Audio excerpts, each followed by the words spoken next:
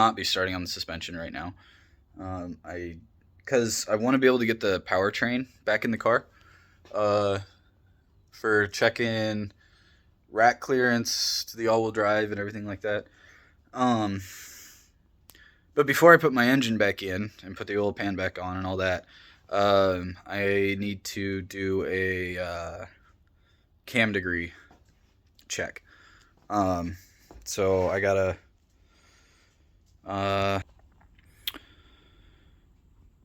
yeah, I still haven't spun the motor. I inspected it. I don't see a spot of rust anywhere. The inside looks good. There was no condensation.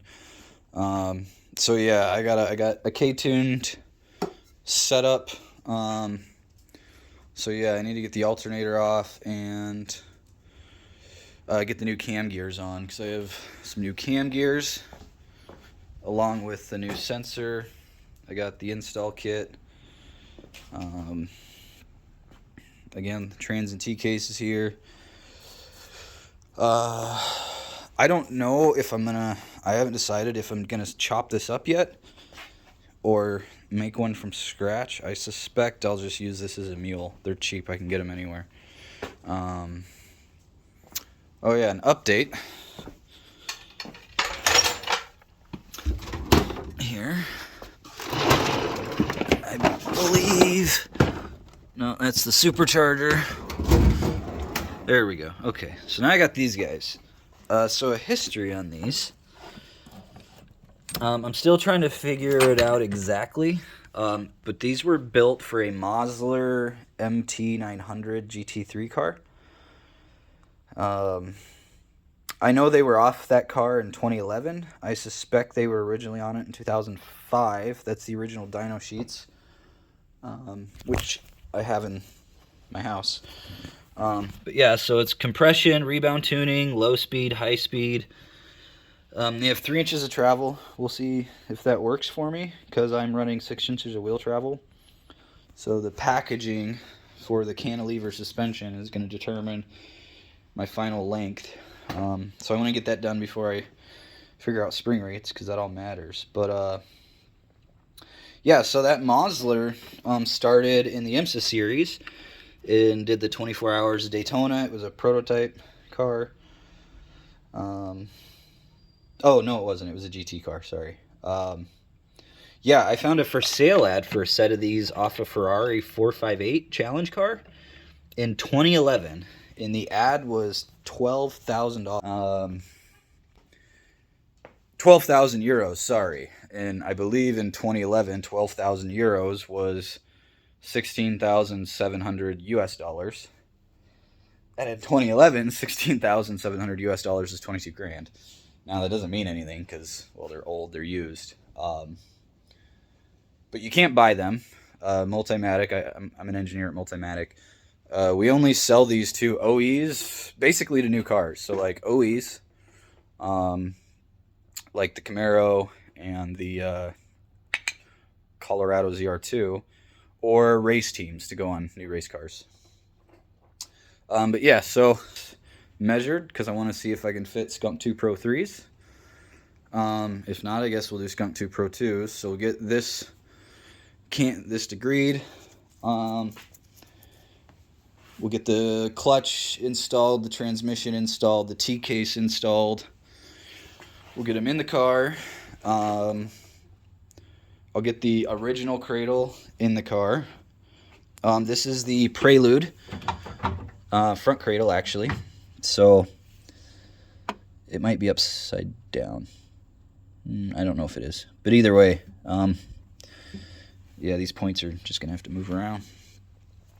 And then, yeah, so once I get the drivetrain back in, then we'll start making some stuff happen. So, yeah. I had other updates written down, and I'm not being good at this whole being a YouTuber thing, but whatever. But yeah, we're moving. The suspension kinematics are locked in, so all I got to do is execute. And we'll see how that goes. But I got 2 weeks off. I don't get back to work, I think, until the 2nd or maybe the 3rd. So I got some time. Me and the dog. in my unheated garage. So yeah, thanks for tuning in, and I guess I'll get an update when I can. But it's been a lot of hours of modeling the suspension to get my hard points dialed in. Oh, and before I chop any of this, I do need this as a template, kinda, because I told the CB7 community I would make really badass strut bars. And I want to get that done. Structural carbon fiber, solid structural carbon fiber. But yeah, so I want to get that done before I tear my car up. Alright, so this is the third series of the virtual lower suspension design. And I'm now to the point where the front kinematics are finished. I still have to do all the packaging for my dampers, but I'm going to wait till I get all the kinematics figured out. So I've tried to do this video numerous times. I sound really boring, I miss a few points, and I have issues with the model. So if any issues with the model show up, please ignore them. Everything works, it's just I have 3 different vehicles with constraints hidden in this system, and it's been causing me some bugs, like my roll centers aren't moving like they should, and stuff like that. So we're just gonna kind of whiz through this and get to the meat and potatoes of it. So what we have right here are the front hard points for the 93 Accord. And just to kind of run through it, this is a scan of the inner fender liner. It's a lot thicker. There's multiple layers of metal all bonded together through here. But as I mentioned in my previous video, the scans line up really good. You can actually kind of see down here, that's where the cradle point should be for the front control arm. It looks pretty well centered. Let's see, you can kind of see the cradles. So this is the lower cradle, and it's it's an inch or so thick, so it butts up to this part of the body. So the run through the CB real quick. Let's hide the fender liner to get that out of the way. It's a standard SLA suspension. It's got a lower L arm. You could argue it's an A arm, but I'm going to call it an L arm. And it's these 2 links that are bolted together. So it's one rigid link essentially that connects to this front portion of the front cradle. And then there's a separate rear cradle, which makes up, let's see. Oh, those are all in one assembly there. So let's do, these are the body hard points that I got from a repair manual. So it has the X, Y, and Z position of all the body points. So this is for the damper. This is for these bushings that you bolt in that the upper control arm then connects to. These are the 2 cradle mounting points on the body. And so those numbers are exact. I was able to get those from a Honda drawing. And then up here we have, this is actually, the hard points are shared between the Prelude and the Accord. And actually this front part, I don't know if it has the same part number, but it is geometrically identical between the base Prelude and the Accord. The base Prelude and Accord, they have a bushing that sandwiches in here, whereas the Prelude SH has a bushing that has a through bolt that goes vertically. This is the steering rack, inner and outer tie rods. What you can see here is this is the Kingpin of the SLA suspension. So we currently have steering unlocked. So you can see the tire rotates around that Kingpin. And that's what brought me to my first issue running these massive wheels and tires on the Accord, and why I kind of went down this venture. So here's the tire patch center. This is the wheel center. And this is my Kingpin inclination, or my Kingpin interaction kind of with the ground. You can see here I have a 67mm scrub radius. Not good for a front drive car, not good for braking performance. Essentially, your forces act through the center of the tire patch, and when you accelerate and brake, those are going to create a torque with a moment arm this long. And that moment arm has to be countered by the steering system. Otherwise, you will torque steer or brake steer. So my number one goal was to reduce this moment arm. And I'll show you here in a minute. But switching to the Prelude SH suspension allowed me to cut it from 67 mils to, I think, 5 mils. And so I had gone down the path of designing a virtual lower ball suspension. I'm very familiar with it. I was the lead vehicle dynamics engineer for the 2021-2022 Grand Cherokee with the steel coil spring passive damper suspension, as opposed to the adaptive ZF dampers and air springs. But both versions had a virtual lower ball. And when I was discussing that, someone brought up that, hey, that looks just like the Prelude SH, which I had never seen the suspension of. And so I looked it up, and what I ended up finding was this. And so Honda did essentially what I was planning on doing, is they disconnected this link from this link and broke it into two arms. So you still have your lateral link, and you still have your kind of tension link or radius rod, whatever you want to call it, but this is now attached to another ball joint. And the reason this is important is now your Kingpin is the virtual intersection of these two. And so this comes out to here, and so now your Kingpin axis goes through here instead of this ball joint here. And what you can see is the Prelude SH scrub radius is much further outboard. Because of this virtual ball setup. And what we end up doing is dropping our scrub radius to, there we go, yes. So this is the tire center line. This is 5 mils, that's 10 mils, so we're at about a 6 mil scrub radius just by switching to this knuckle design. None of the links, well, that's not actually true. The angle of these links kind of decides where the scrub radius ends up, but it's mostly just from the knuckle. And what's also interesting is because this is now two joints, the Kingpin axis will move. Oh boy. Okay.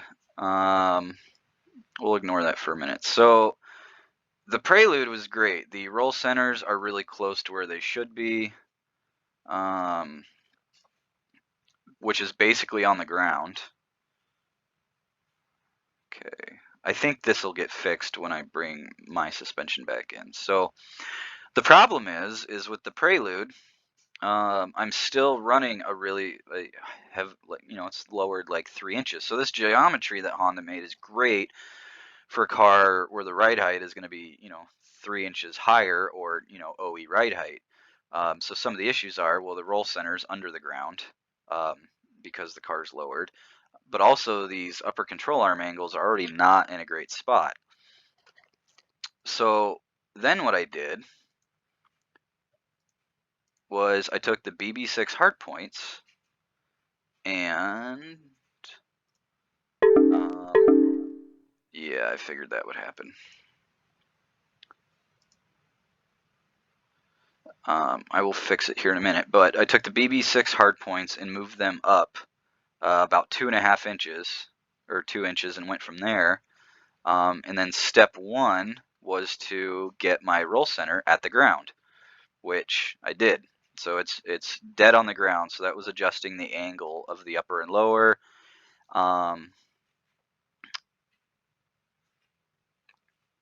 And I was in a really good spot. My control arms were flat. My roll center had almost zero migration. However, because my control arms were flat, as I would go into compression, where the tire moves up, I would gain negative camber, which was good. But then when I went into rebound, because the arms were flat and would start swinging back in, I would gain negative rebound or negative camber and rebound too. And non-linear curves in how the suspension behaves, in my experience, is not ideal. So you'll see in the camber curves here in a little bit that I don't have flat bump steer, and for good reason.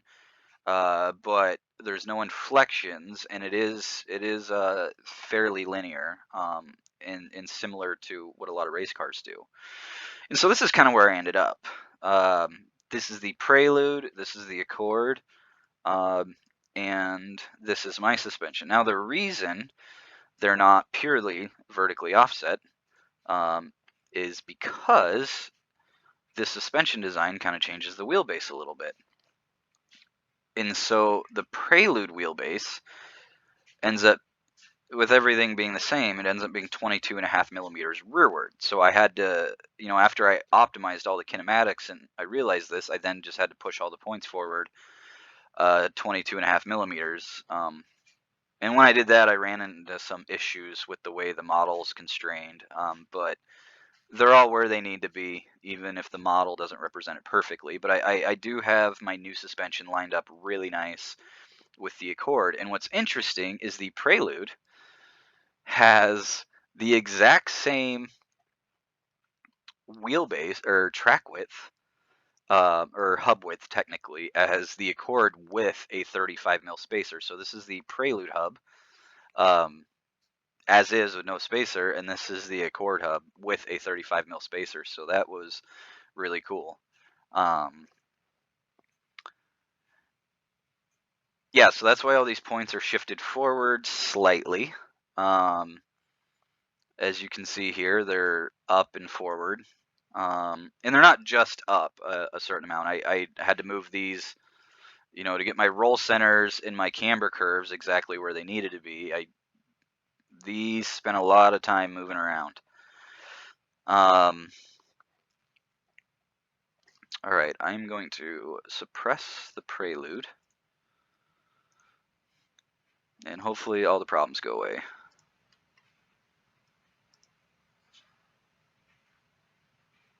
And all the problems went away.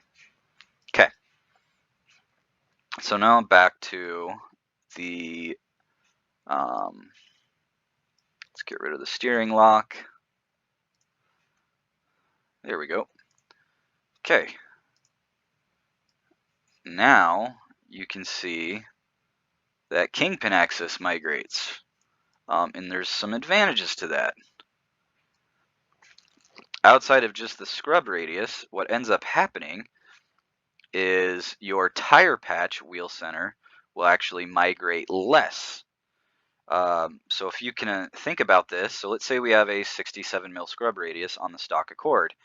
The tire center's here and it rotates about here, which means if you were to go 90 degrees plus or minus, your tire center or your wheelbase will stretch or shrink 67 millimeters.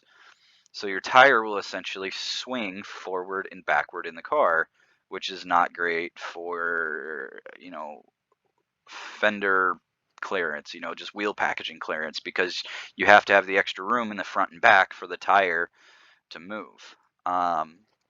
Whereas here, the wheel center and the Kingpin kind of dance around each other.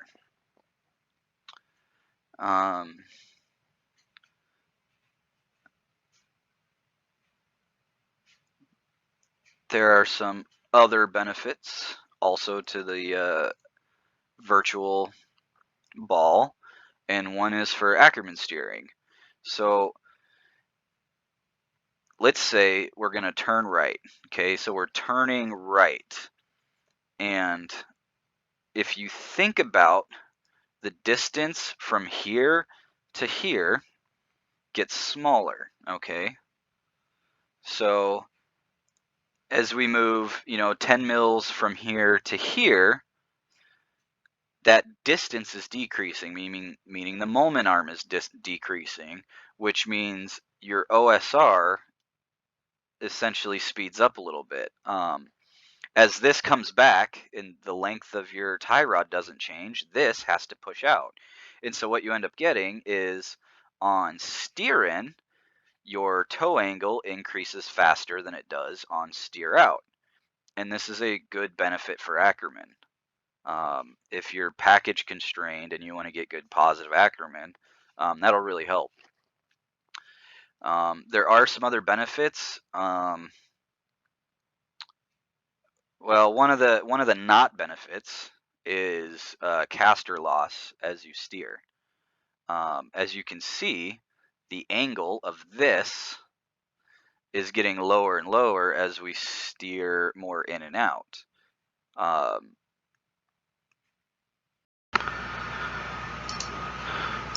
Alright, so my first explanation of this did not go well, so I'll try it again. When we're driving straight ahead, your Kingpin axis is here, and so you've got a mechanical trail from here to here.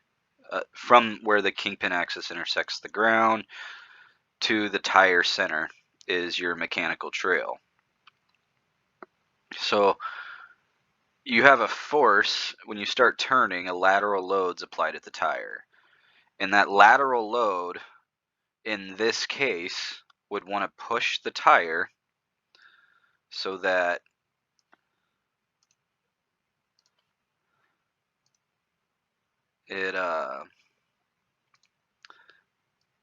it would want to move this direction. So imagine a force right at the tire center, right here, pushing towards the center of the vehicle. Sorry, I just finished eating dinner. Your steering force has to counter that. You've got to keep the steering wheel straight. But as you steer deeper and deeper, the caster is going to get reduced to a point where your mechanical trail becomes 0. And you know, if our tire center's here, I have an angle in the data, but now if we push inboard of the vehicle here, the torque is going to go a different direction. So what happens is this, let's see, move with triad, there we go. So that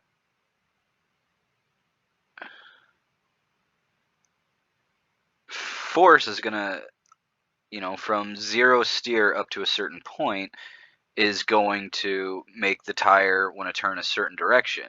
But as soon as your mechanical trail goes from positive to negative, it's going to want to turn the other way. And what will actually happen is, now that it's facing the other direction, it will force the tire to steer into the corner. Whereas when your mechanical trail is positive, it's going to want to straighten the tire out. Yeah, if your steering angle is here and your mechanical trail is positive, that's going to want to straighten the tire out. So I'm okay with this happening because it doesn't happen until really high steer angles. I'm aware that it's an issue. I'm aware that as my steering angle gets steeper and steeper, the contribution of steering feedback from the mechanical trail gets lower and lower. Conveniently, even though it works kind of in a different direction, the scrub radius gets a little bit larger as I steer in, so that there may be some balancing issues there. But yeah, that's a much better description than my first go around. It's not going to happen in most driving conditions, and it really only happens at extremely low, like parking lot speeds. And me being aware of it, I'm accepting that is a negative on the system.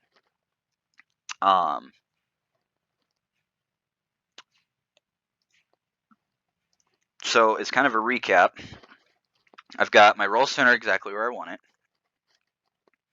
My wheel travel is plus or minus 3 inches because I want this thing to handle well on courses like Pikes Peak. So it's going to be fairly compliant. I'm not going to have a super high ride frequency. I'm guessing my base ride frequency will be somewhere around 1.5 to 1.8. And then my aero ride frequency will probably be 2.2 to 2.5. but I'll be able to switch between that somewhat on the fly. So roll center's good, wheel travel's good. We can go over all the curves when we have data to look at, but another thing that needed to be considered was anti-geometry in the front for, pitch and roll. So if I assume a CG of 400 mils, which is a stretch, but I could see me being 450. This is my front view swing arm. So it's the upper control arm angle, the lower control arm angle intersection, and it's at about 30% the height of the CG. So I have like 30% anti-geometry, which isn't bad. The Accord is actually up here, and that's because its lower control arm points upward, and a lot of race cars do that. The reason I decided not to do that is the suspension will, I believe,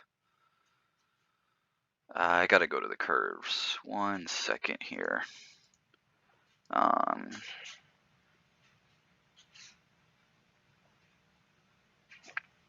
Yeah, so I wanted to gain caster in jounce. Sorry about that. I wanted to gain caster in jounce to help with maintaining camber angle in corner. And to do that, the control arms, so this one being tilted down is fine. It will move rearward as it goes up to an extent.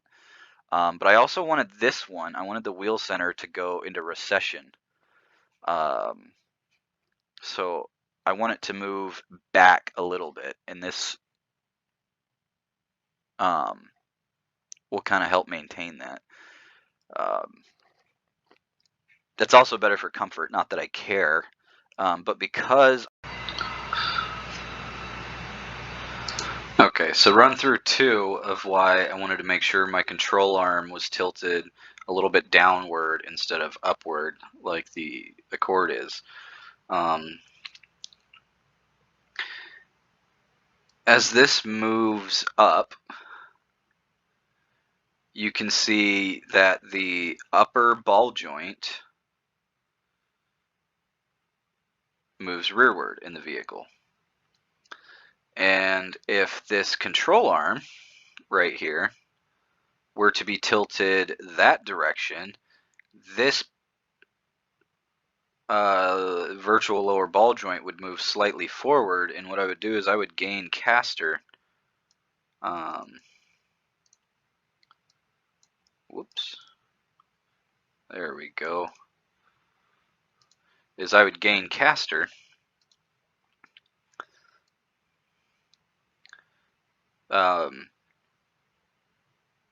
As you go into jounce, and I didn't want that. I wanted to maintain caster as much as I could. I do gain a little bit, as you can kind of see. If I can zoom in a little bit more here. Oh. So you can see the caster angle is maintained pretty well, and in the data you'll see that too. I had to leave this angle down a little bit. It's going to make adjusting my anti-geometry really hard on the top, because if this has a somewhat downward or flat angle, making extreme angle adjustments to this isn't going to move me too far. If this was at a higher angle, then I could kind of ride this anti-geometry line. But we'll see how that goes. The suspension will be adjustable, so all these points will be adjustable, maybe plus or minus 1.5 inches to 2 inches. So I'm getting my nominal geometry now, but based off assumptions, based off the modeling, based off accuracy of the measurements, I'm only expecting this to get me 70% of the way, maybe 80-85% if I'm good. So I will have vertically adjustable points here and here, along with adjustable cradle. These are going to be a little bit more difficult, but I think I got some ideas.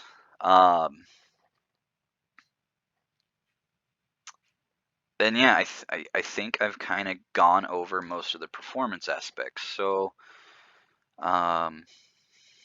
we can go over the curves, but I do want to show some of the suspension articulation here to kind of give you an idea what's going on. So we'll lock the steering back at 0.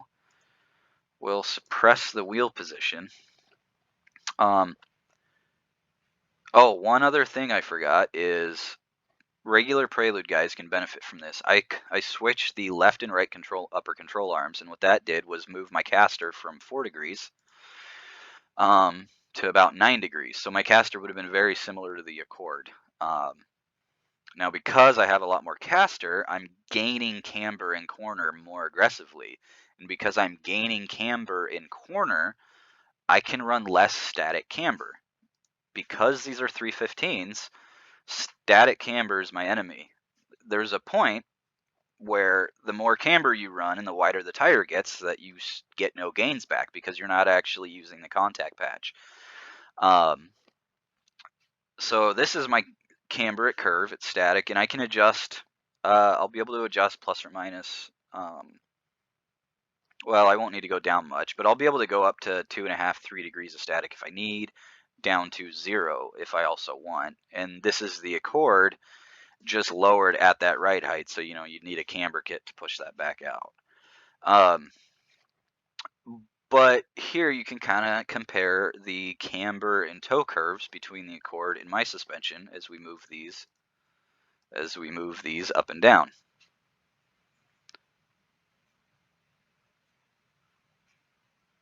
So you can't really see it too much, but imagine, so that's the tire edge, right? So now look at the toe difference between mine. So we're in full jounce. So there's kind of that toe angle versus the Accord, which is, I mean, that's what, 4 or 5 times the change in toe. And now, if we go back down to full rebound, this is where I took my hits on my toe curve. At full rebound, not too concerned about toe because it's usually on the unloaded wheel. And then also having toe and rebound, when you have an impact and rebound, the forces are significantly lower than when you're already into full compression. So the effect of the toe change would not be as dramatic. I suspect the Accord will actually show better toe angles because this is kind of the stock ride height essentially for the Accord. Oh, but there I'm wrong. So this is the Accord toe angle, is kind of the change between these lines here. And then if we go to my setup, it's like 0 actually. So yeah, that's a massive difference in toe. And I'm still maintaining really solid, not aggressive cambers. So even though I still do have considerably aggressive bump steer, it's less aggressive than what would happen if I was using the factory car or the Honda hardpoints. Having the roll center at the ground is a lot better for compliance. I'm relying on the springs and dampers and bars to absorb the impact versus just kinematic stiffness. So even though it'll be, it'll rely on the roll stiffness, the bar and spring more for roll stiffness, it should handle a lot better. And now I think we need to go look at the curves. Alright, so the fun part was the modeling. The not fun part was the processing. So I have a few different suspension revisions. This was Rev 1. It had some non-linearities in the curves, had some really big jumps. That's not what you want your camber curves to look like. Rev 2, improved, still had some funky stuff going on. Camber was in a lot better place. But I believe, yeah, I had a tiny bit of anti-Ackerman. And I think this was using the Prelude rack. I believe the Prelude rack is 48.25 millimeters per 360 degrees of steering wheel rotation, whereas the Accord is 44. So the Prelude rack's faster. It's also a little simpler hydraulically speaking, though the Accord does have an assist bleed-off valve hooked to the transmission that allows you to reduce assisted speed, which is what I want. So based off the anti-Ackerman being low and me wanting positive Ackerman because I have massive tires, I plan on doing hill climbs and autocross, which requires low speed, tight corners. And it being all-wheel drive, I really just wanted to make sure I had some positive Ackerman. I may find that having low positive or even low to mid anti might be better, but theoretically, I'm going to go with some good Ackerman. And then my roll steer, I don't have roll steer plots in here, but it wasn't in a great spot. And so here's revision 3, and I had messed some stuff up in revision 3, so I had to redo the model and recollect all the data. And so essentially what this is you saw in the model that I could change the ride height and the rack.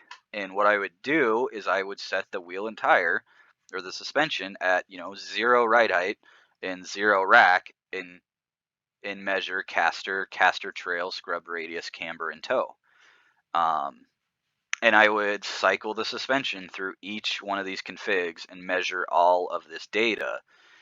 And what that allows me to do, and mind you, this takes like 2 hours. I'm gonna bet SolidWorks has a function in the assembly modeling or motion study that will spit some stuff out like this. I need to figure that out. But this worked for me. I don't plan on doing it a bunch. I suspect if I get into suspension design for customers, which is what I want to do, I'll either design a software or just bite the bullet and buy something. But these are my curves that I made, and I'm very proud of them. They're the only inflection found in any of the curves anywhere is right here. And actually, that's not an inflection. That's just an inflection in rate. But it's not. It doesn't switch direct concavity. And so what this is, well, you can look at it here. So at 0 rack angle, this is my camber position at full jounce, full rebound. This isn't a great graph to look at, so that's what this one's for. Is you've got at 0 ride height,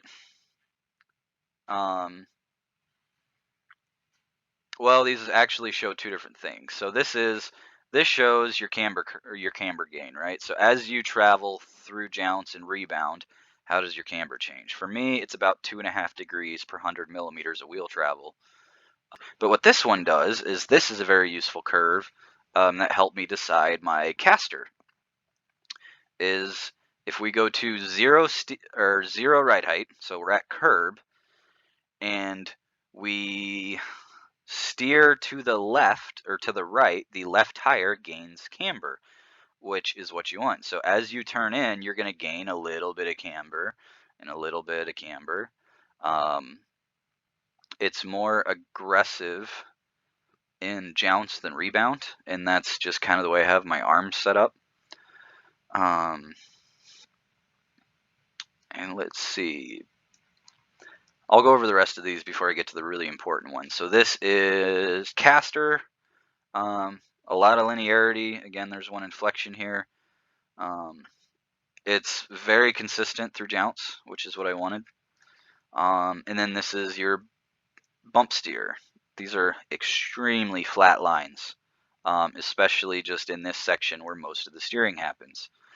And so to kind of relate these steering angles to what happens on a track is here is 100% Ackerman.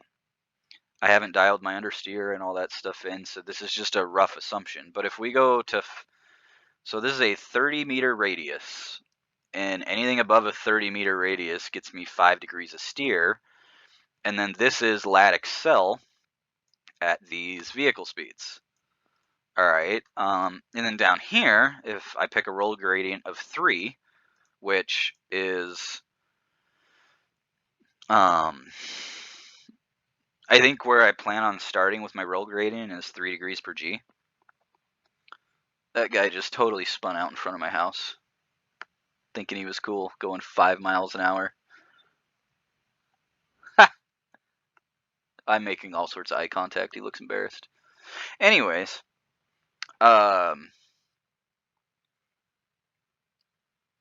so I'm almost never going to be over 5 degrees of steering angle unless I'm on a hill climb course or an autocross course. But on road courses, I'm going to be really up here. But realistically, some of these higher speeds where I'm out at, 1G and stuff like that, these are even bigger corners. So I'm down under 2 degrees of steer. And then this correlates the roll angle. And so I kind of use this as a reference point to tune these curves. Here's my roll center migration relative to the body and relative to the suspension. Yeah, I'm sure I'm low on memory. My 32 gigs of RAM that I have in my laptop. And so all of this is kind of useful, and this is really useful, but it really drives this. And what this plot represents is what I really care about, my camber angle relative to ground angle in turn. And so this is the left tire turning right. So this is essentially the curve for the outside tire. This is the curve for the inside tire. So as I steer and roll, so I know I gain caster as I steer, or I gain camber as I steer, right? So no body roll whatsoever, but steering angle I'm increasing. But as the car rolls, you're losing caster because the car has an angle relative to the ground. And so you want to, at a minimum, maintain that caster angle or that camber angle. And if you do maintain that camber angle, you're going to have a really aggressive camber curve. If you want to maintain, a half degree of camber in all conditions. So what this does is this is going to be my high speed driving area at high lat. So if we go to high steering angles at high lat, which is out here, this is going to be low speed corners where I'm not going too fast. So I'm still maintaining at full jounce 0.8 degrees of camber relative to the ground. So that's, full steer, max lat, tight corners, lots of biting grip in the really tight corners. But if I stay at max lat and increase vehicle speed, which means my steering angle decreases, I'm losing camber and I'm losing grip. And in my opinion, that's a good thing because I want my understeer gradient to increase as speed increases. I don't want to have a twitchy, fast, aggressive car at 150 miles an hour. At 20, 30, 40 miles an hour, great, but at 150, I want to feel stable and dialed in. And so it is okay that I'm losing camber at these really high speeds right on center. That's fine with me. But also this in rebound, I'm also maintaining at least a negative 0.5 degrees of camber most of the time. Even though the inside tire doesn't have a ton of grip, I'm still optimizing what it has for the most part. And so as I mentioned, I think V2 was using the Prelude rack, and the reason I gave up the Prelude rack was because of bump steer.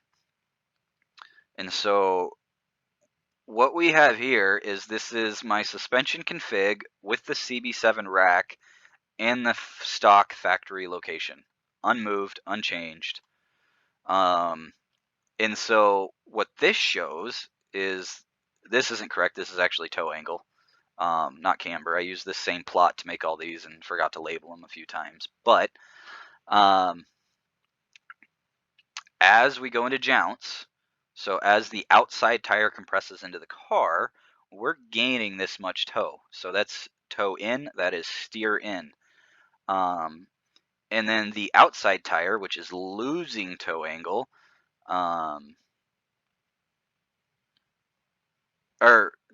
sorry, the outside tire is gaining toe in, and the outside tire or the inside tire is gaining toe out. And so that is a really, as you roll, your car will steer more.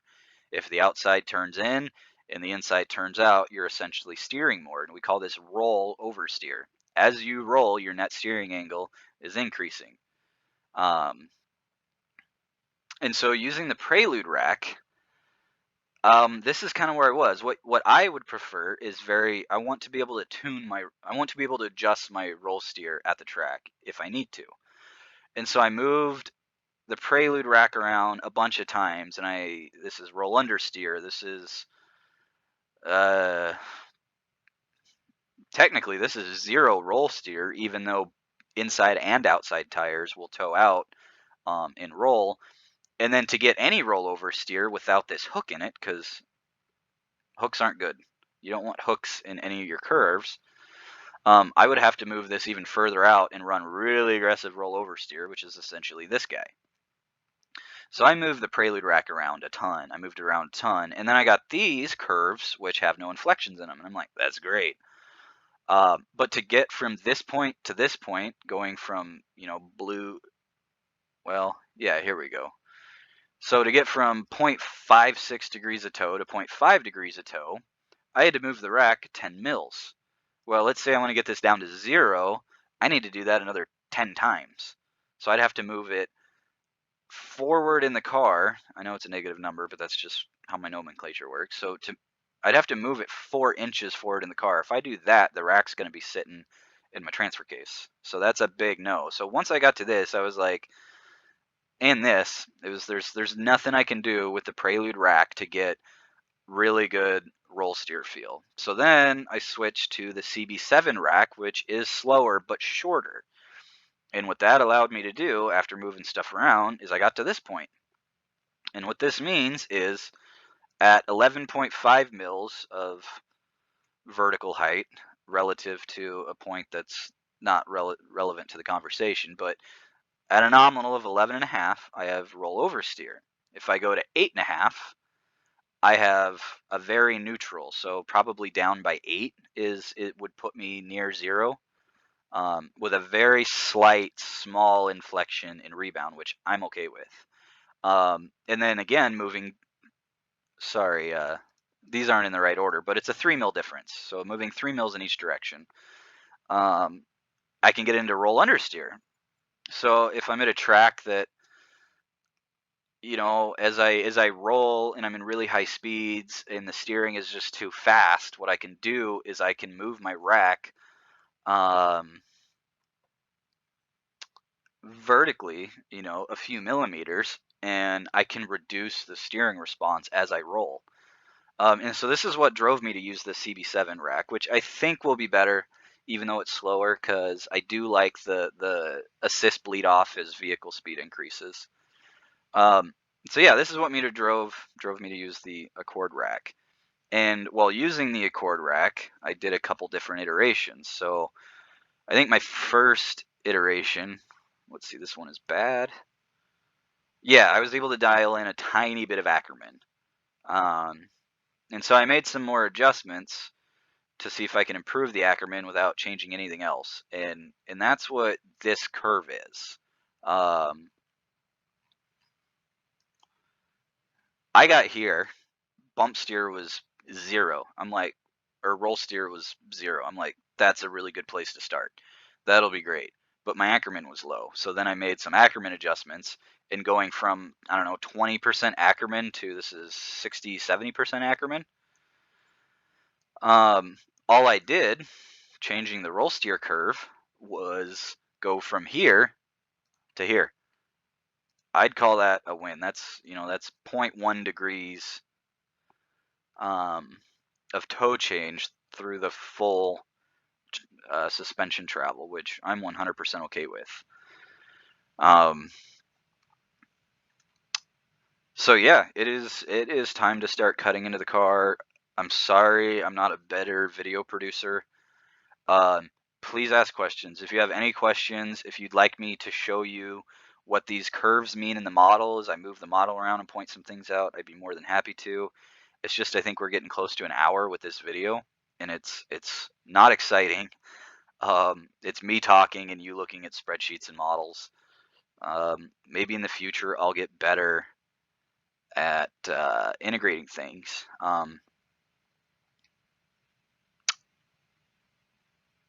But yeah, so this is just kind of showing you, whoever's viewing this, the process I went through to design a completely custom suspension setup to do what you want the car to do. Now, some people be like, well, I was a vehicle dynamics engineer for 10 years. I did this for a living. This report right here that I produced, you know, this is, let's see, there's 1, 2, 3, 4, 5, 6, 7-ish, 7 unique plots here. The reports that I would go over after we tested prototypes on kinematics and compliance machines at work, we'd get 150 to 300 page PDF reports where there's some things I didn't plot here. These are some important things. So caster trail. When my caster trail goes to 0 and inverts, I will have a self-steering issue. And this only happens near full lock, somewhere around full lock. And like I said, I'm okay with that. It's going to be at low speeds. It's going to be at tight corners. One thing I'm really happy about is my scrub radius. On the loaded tire, as I steer in, I go from 6.7 to 10.5. My scrub radius changes very, very little. Even through jounce, it changes very, very little. And this will give me a fairly consistent steering feel through braking and acceleration. But if I plot the caster trail in the scrub radius, what I'll produce is a kind of locus showing the path that the tire center and the caster intersection with the ground plane takes, which is kind of a cool graph to look at. So I might plot that, and I can update you guys later. One other plot you guys might be interested in is this one right here, camshafts. I measured my H22A cams, and that is these guys. And then for this range of engine angles, I measured the valve clearance. So if I take my valve clearance and I add it to my cam profile, I get a max allowable cam profile of this. The Skunk 2 Pro 3s come out to here. So I can definitely run a Skunk 2 Pro 3, which I believe is what I will be doing now. I will upload a video on degreeing engines as soon as I can. But I need to get in the garage and get working on the car. So, like I said, if you guys have any questions, let me know. And I'll be more than happy to answer anything dynamics related that I can, kinematics, stuff like that. Thanks for watching, and happy holidays.